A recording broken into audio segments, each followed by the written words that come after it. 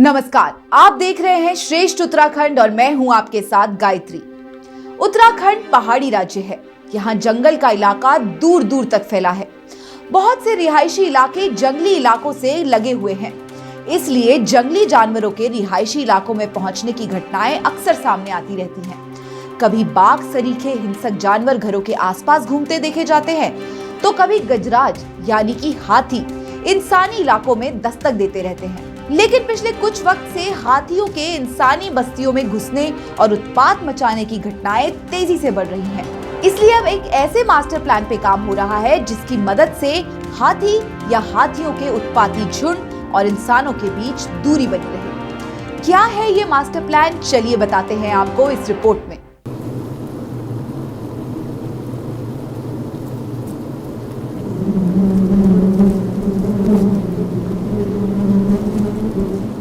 मधुमक्खी, जिनका फूलों से अटूट नाता है। मधुमक्खी फूलों पर मंडराती है और उनके रस को शहद में बदलकर छत्तों में जमा करती है। इन्हीं मधुमक्खियों की मदद से अब मिशन एंटी एलिफेंट शुरू होने वाला है।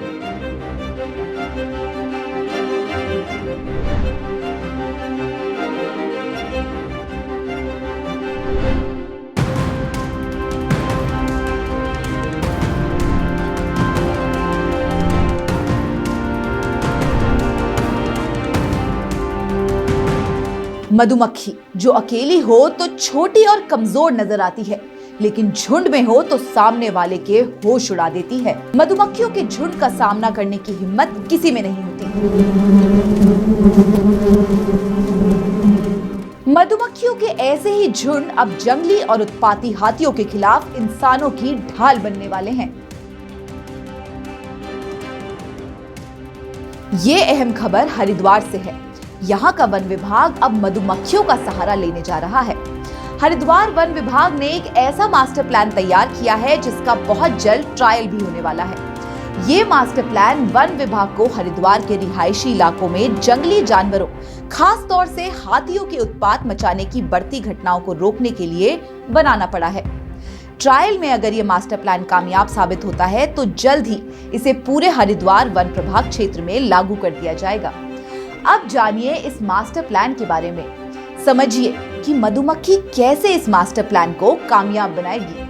हरिद्वार वन विभाग के अधिकारियों से मिली जानकारी के मुताबिक मधुमक्खियों के छत्ते वन विभाग वाले इलाकों की बाउंड्रीज पर लगाए जाएंगे। मधुमक्खियों के छत्तों के अलावा मधुमक्खियों की वॉइस के डमी स्पीकर्स भी चार दीवारी पर जगह जगह सेट किए जाएंगे। जहां आबादी वाले क्षेत्र नहीं होंगे वहां पर मधुमक्खियों के छत्ते लगाए जाएंगे, जबकि जहां आबादी वाले क्षेत्र होंगे वहां पर स्पीकर्स के जरिए मधुमक्खियों की ध्वनि निकाली जाएगी। दावा है कि इससे बाउंड्रीज तक पहुंचने वाले हाथी इरिटेट होंगे और वो शहरी इलाकों की ओर नहीं जाएंगे।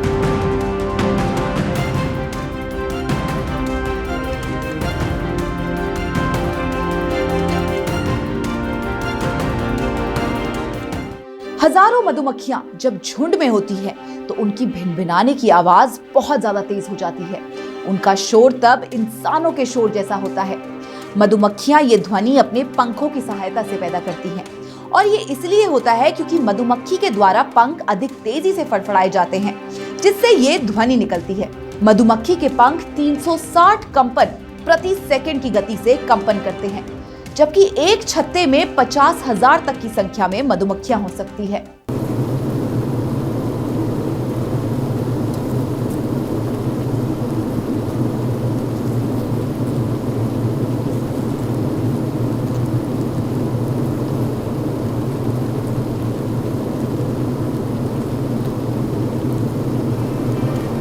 हरिद्वार वन विभाग का दावा है कि मधुमक्खियों वाले उनके मास्टर प्लान से हाथियों का जंगली इलाकों से निकलकर शहरी और रिहायशी इलाकों में पहुंचना लगभग बंद हो जाएगा।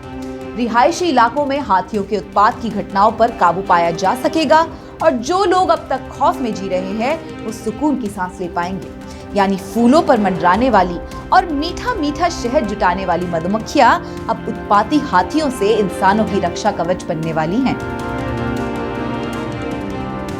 हरिद्वार वन विभाग के अधिकारियों के मुताबिक मधुमक्खियों की मदद से इंसानों को जंगली जानवरों के उत्पात से बचाने वाला ऐसा मास्टर प्लान साउथ अफ्रीका जैसे देशों में लागू किया जा चुका है। वहां ये बेहद कामयाब भी रहा है। उसी से प्रेरणा लेकर अब हरिद्वार में इस प्लान पर अमल करने का फैसला लिया गया है। फिलहाल ट्रायल चलेगा। प्लान असरदार रहा तो इसे पूरे हरिद्वार वन क्षेत्र में लागू कर दिया जाएगा। वन विभाग ने किसानों से अपनी खेती में बदलाव करने की अपील भी की है। कहा है कि गन्ने की खेती से जानवर ज्यादा आकर्षित होते हैं। ऐसे में अगर किसान खेती में बदलाव करते हैं तो हाथी या दूसरे जीव जंगल में ही रहेंगे और रिहायशी इलाकों में नहीं आएंगे। तो दोस्तों, आज की इस खबर में बस इतना ही।